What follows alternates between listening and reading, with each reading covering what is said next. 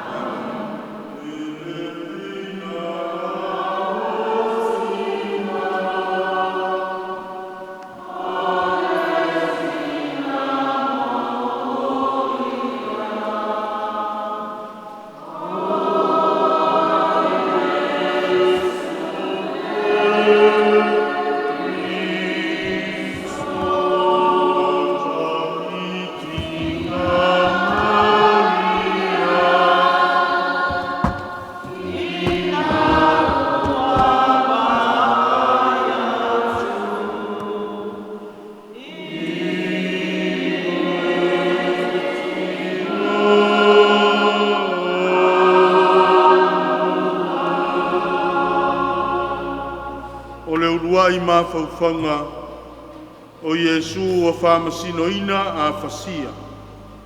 Ke risoe mātou te ifo ma whawhtai atu I a te oe.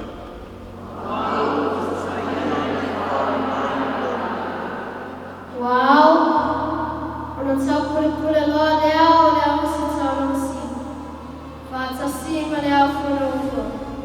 Wala tau sai Yesu ma tai atu o iyo. Tui nātu I api nātu. Wa whapea mai I nātu o ino. E te tau na oti o ia. Ona tui nātu lea o ia I a te nātu o pi nātu. Ina ia whako I se ino. Sa leifa sa o ina e lea tuara na lava au. Aua tuina mai o Yesu ia I tātou malama. Ia tātou se tau. Lea ni Yesu Keliso, na e a fio I fo I le lalo langi nei, mai le whata lo to maa o le langi. Na e pā malingi na fo I lo toto pa ia, e tongi o la ia mātou sa. Futi o le atu ma le whama o lalo, ia mātou au ngāo na tutu I lo I tūtau mtau, I le aso le whama sinonga. Whālongo I lau fionga o turei mai. I nā o maia, tau whamanu I aina. O e le soi fua mapule I le whamamau lau. I atu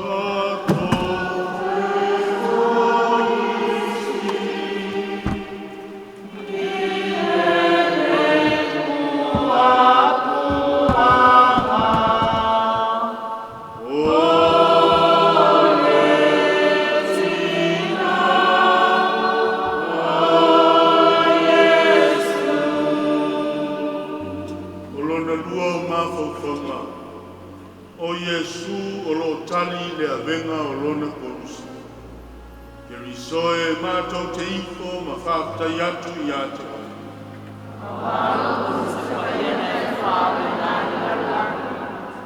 Ua ave i alona korusi. Ua maliu atu foi le mea e ta ua male valio.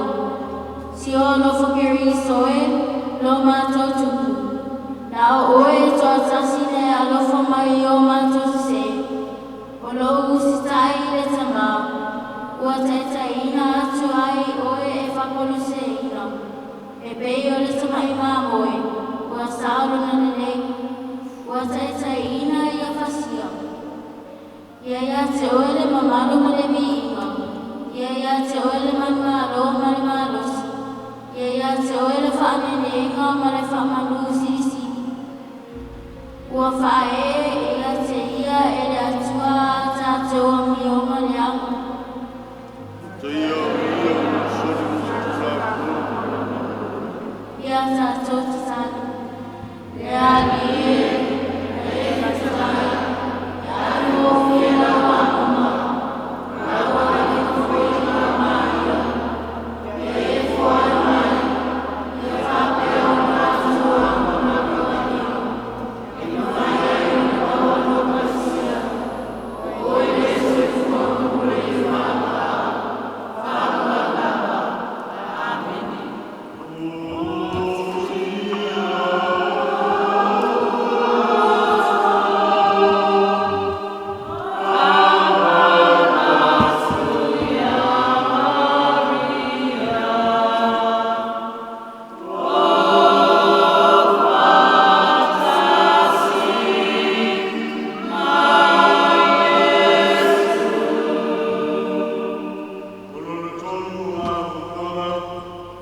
O Yesu o lo pau malona koluse.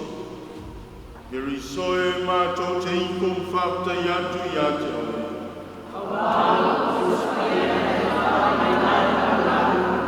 O Yesu ki risoe tātou o whamaro i no ia e ia, o ana e o ngana iute, o na iute e koluse, o le mea lava, e o mansua whaea i na ai, o ia e etua. O voina atu, ia, ai ia te ia, e suafa e sisi, e suafa o marama. O maia, e tātou i kuma tātou i no, i maua etua. E tātou si i maua etua. E le nawa e tātou, a wala tātou, atua la maia. E moni, o na tā ape o tātou te maa.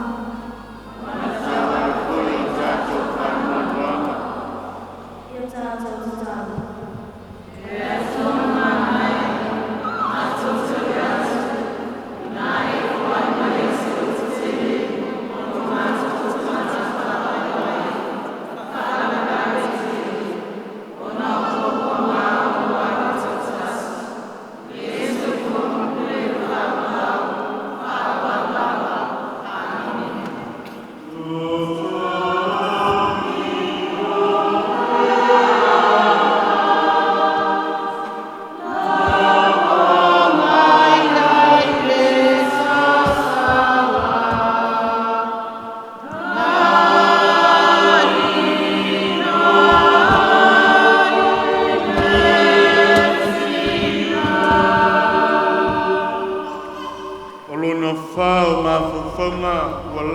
Whaiai o Yesu malona tina.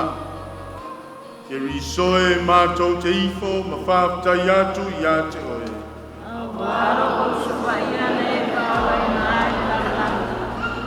Si ase mea o te whātu saina i a te oe. Si ase mea o te whātu sauhina i a te oe. Le tau po oe, le tama whawhine i o saima. Le tina ngā lofa. Ie tusi o mātou loto i ngā liu e Yesu. Mai a mātou a wai pēr i ona popo ngā whaola. Ua tuia lo loto e le pēro le whaola. Ua whātu ina whai o loto e le tinga alofa. Ia tātou te tau.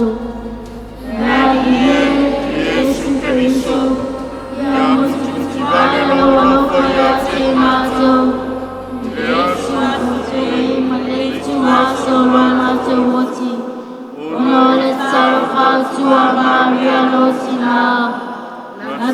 lo mioto le pelo le fango noa.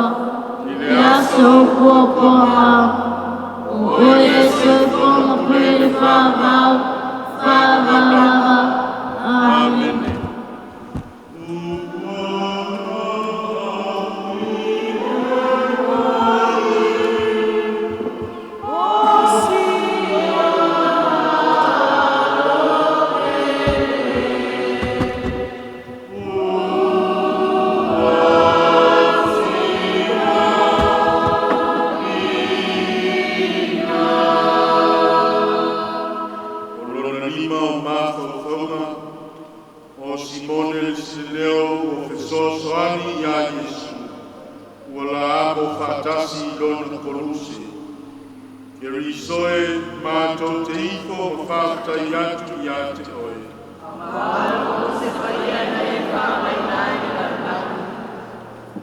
Lato taita yasu o Yesu. Ona lato pue lea o Simone le sino leo o aluane. O lato fatawa nao ia te ia. Ina ia ave e ia le koluse o Yesu. Ona lato fae e lea o le koluse ia te ia. Na te whaafuata ma mulimuli atu ia Yesu. O se le ave lo na koluse ma ua le mulimuli mai ia te au. La fai o ia mauso. Ia tātou te talo. Ia maniera o finalo. Ia mataria mātou tarasa. E mausia no wamarofa. Mātou fotona. Ia mātou ana ia te oe. Ono Yesu Kristo o mātou ani. Amen.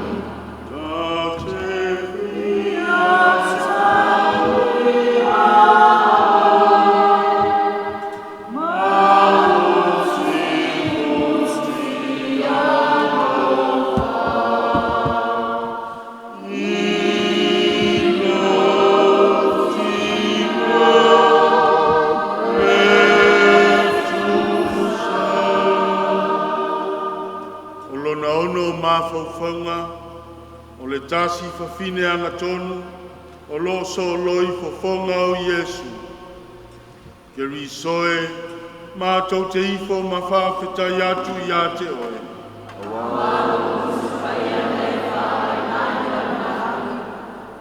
mātou a mai a te ua, o le aisa matamahie o sanalani.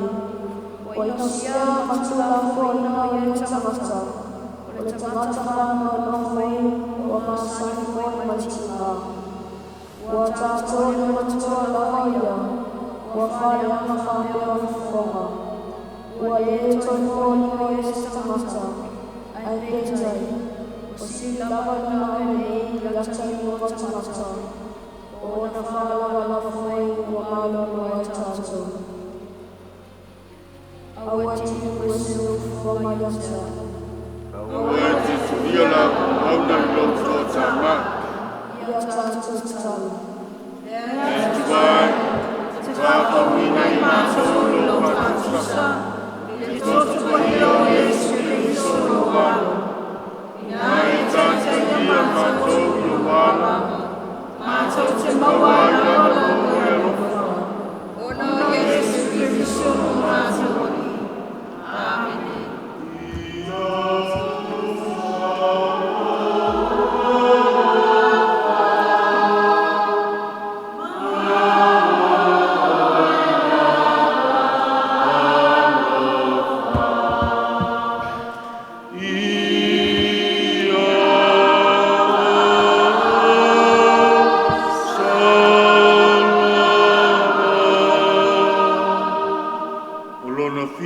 Whauwhaunga o le pau whaalua o Yesu i le ele ele.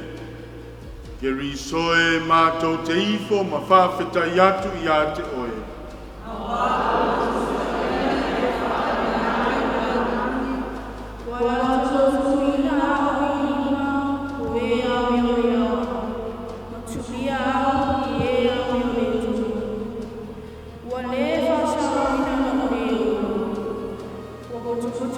Tasi le au na losi, I whaanga sana matau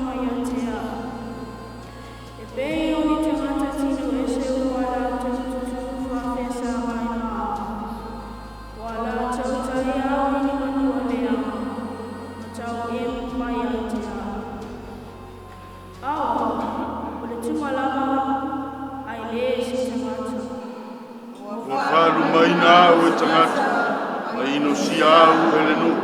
Ia tātou te tala.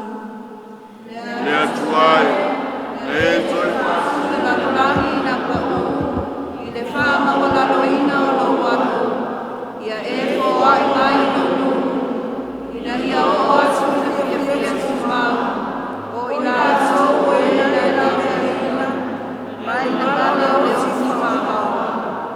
Ono Iesu Keriso o mātou ai. Amen.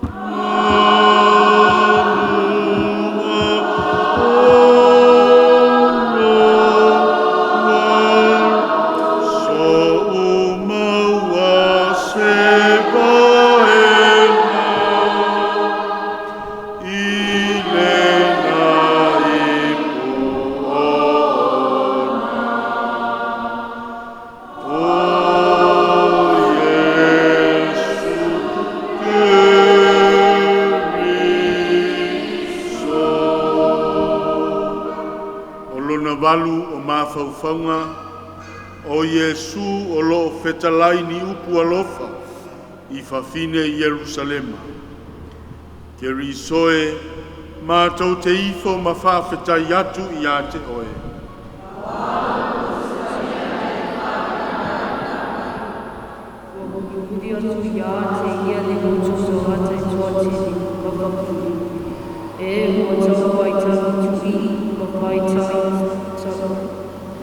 Tangiawe ia te iau.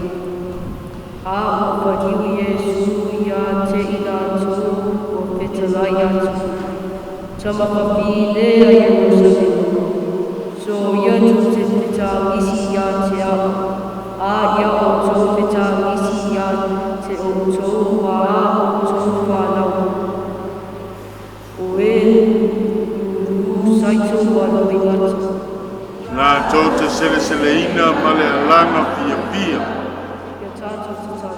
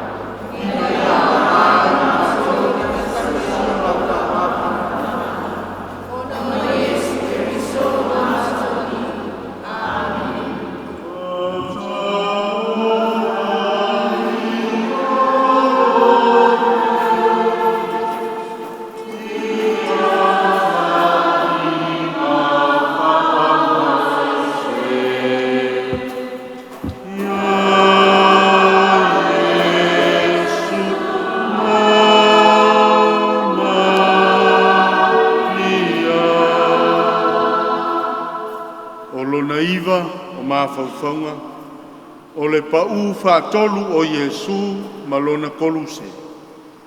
Ke risoe mātou te ifo ma whawhetai atu I a te oe.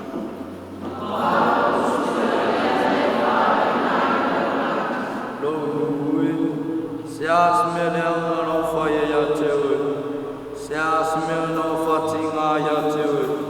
Tari mai o, no taitai atu ia te oe nei ni nuhoi kupito. A oe, oe taitai atu au I le koluse. E whaangfuru tau sama na whanga ia te oe. I le mānai o le wātu fua. A oe, oe whasinga ia te a. Ini tā mani sasa. Se ase me te tau no tu I whaia mo. O te re I whaia. E peo le tamai māmoe o taitai ina ia I whasio. Pei o le māmoe fo I luma o e sele lona pukuru. Ia tā Aro o ia. Ia tā tō tāru. Le ali e mātou te whāwhanga.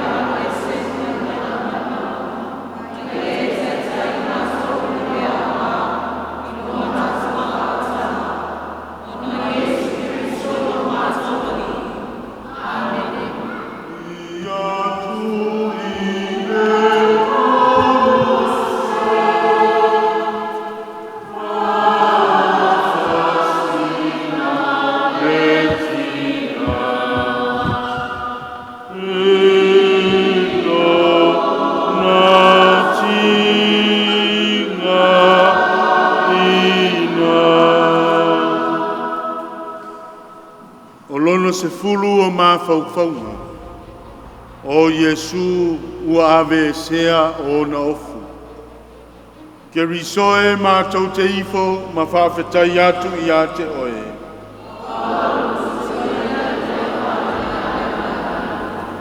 Ua rātou o atu I le mea e inoa I a kolokota. E ta ua foi o kale māriu. O na rātou a watu lea I a te ia o le vineka. Ua whewhiloi ma le mea o ona. Ia inuai. Ua tofo e ia. A ua le mawhai ana inuai. Ua tufa e tangata. Ua tufa e rātou na ofu. Ua rātou whai ai le mini. Ina ia tau nuu ai le uku a le perofeta. Ua rātou tufa ina o ofu. Moi rātou. Ua rātou whai a whai le mini. I lohu ofu tele. A rātou a wane le mea o ona e whai mau mea ai. Ua ofia inu. Ona lātou a wane ai lea o le vineka o te inu ai. Ia tātou te tātou. Lea ni e. Ia ea me sea lo mātou te nata tuai. Mana pio ma le tonu. Ona le ea. A ina pā ofu ia te mātou te nata kou. Ia e poringa I le tua. Ia me tonu. Ia me le kamau. Ona Yesu Keriso lo mātou.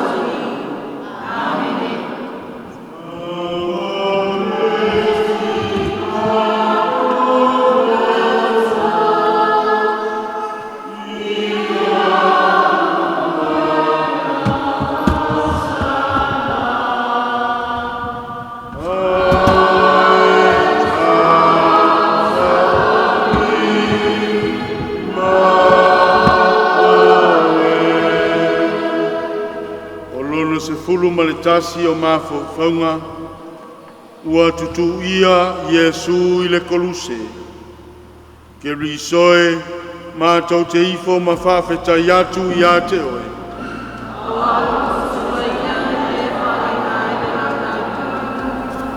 Lātou o atu le mea e ta ua o kare māriu. Ua lātou whakoruse I a te iau I lea mea o. A toa mawonga te tā e to anua wha a tasi mai iau. O le tasi I le I tū tau matau, ma le tasi I le I tū tau wangawani. A oi te tonu Yesu. Lo unu ue, se a se mea leanga na o whaia I a te ue. Na o uwha e ina oe I le marusi teki. A o oe, wa e wha a tau ina a I le korusi. Ua lātou tui o wima ma o vai. Ua lātou whaitau o wima. Ia tātou te taru. Lea tuai, na e whaolaina I mātou sa leanga sala. I le pua ngāo lo walo tō tasi. Malona toto pa ia na malingi ifo I ona manua I ni. Mātou te tangi atu. E whapea o na tele lo mātou whaalo alo. I manua ia o le lalo langi. Ina mawhaia I na mātou maua I na langi. Fofua o te toto paia. Ono na Yesu Keriso o na mātou ali. Amene.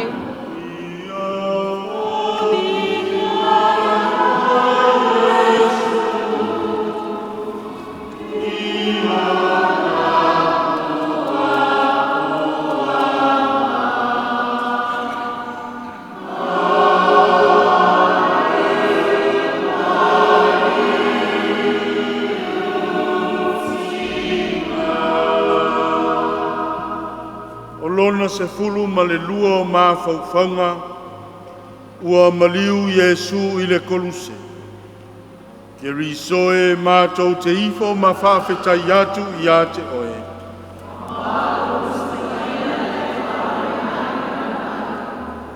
Ua sila atu Yesu I lana tina, ma le soa ua alofaina e ia. Ua tutu mai, o na whatalai atu lea o ia lana tina. Se nai, whaauta o lautama leo. Ua whapea atu foi o ia I lea so. Whaauta o lo tina lea. Ua talia le vine ka Yesu, o na whetalai ane lea o ia, ua uma. O na alanga ai lea o Yesu, ua leo tele, ua whapea atu. No tama ai, o te tuina atu lo ne anganga i au a au, ua whanau ngaulo na au, o na tuina atu lea o lo na nganga. O na i tātou, o na ana i Keriso e o ina maliu. O le maliu lea i koluse. Ia tātou te talo. Lea li e Yesu Keriso.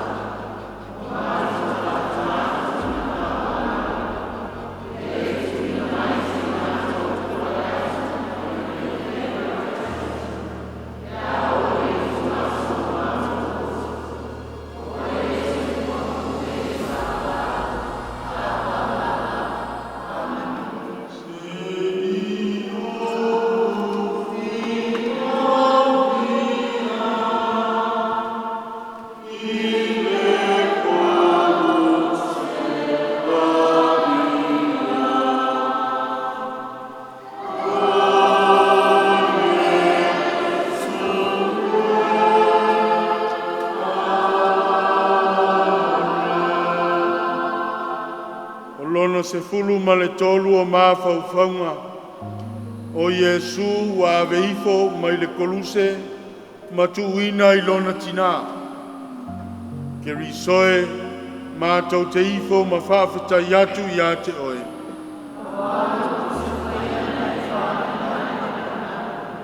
O tau umao e uiane i le ala, i nā wawa ai maia, maia o tau i loa pe i aisi ti ngā, e tusa mati ngā wo o mai a te au. Ua whamata vea au i le tangi, ua ngā tete lau tino atoa.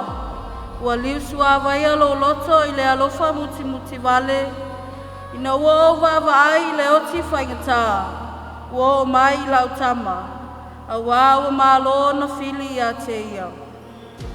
Aua tu te taua a o Naomi o le mata ngofie, a ia taua o mara o le mea ona. A wā o matua o ona mea o whaia i a te au, e le ona le maalosi umalawa. Ua iai o nā la whau o na loi mata.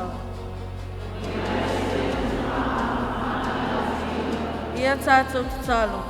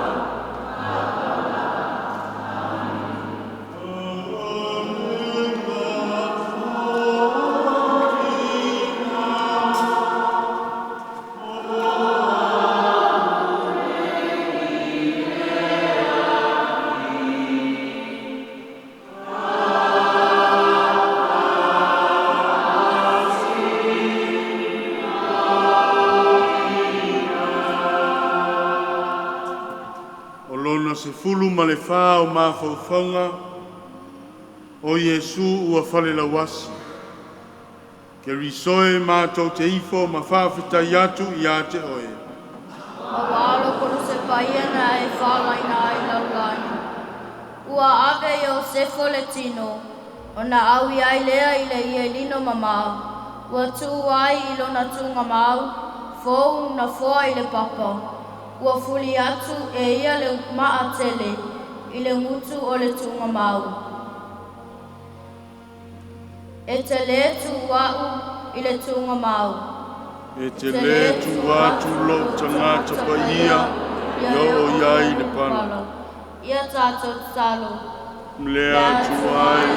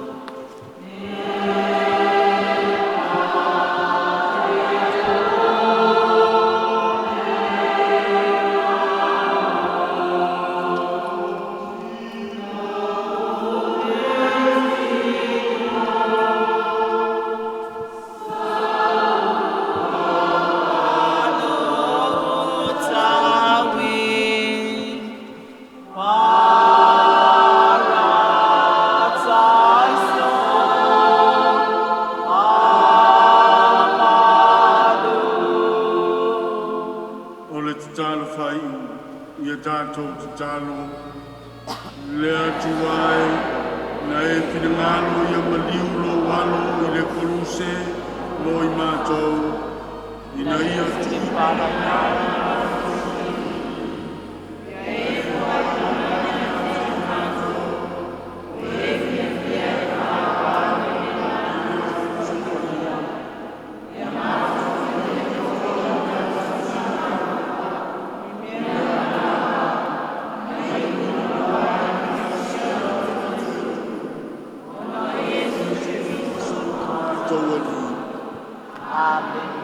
ia i lunga o i tātou uma i le au noa, whamanu ianga mai le atua le tamā o le ona le mana uma. I le suafo le tamā, ma le alo, ma le nganga pa ia. Amen.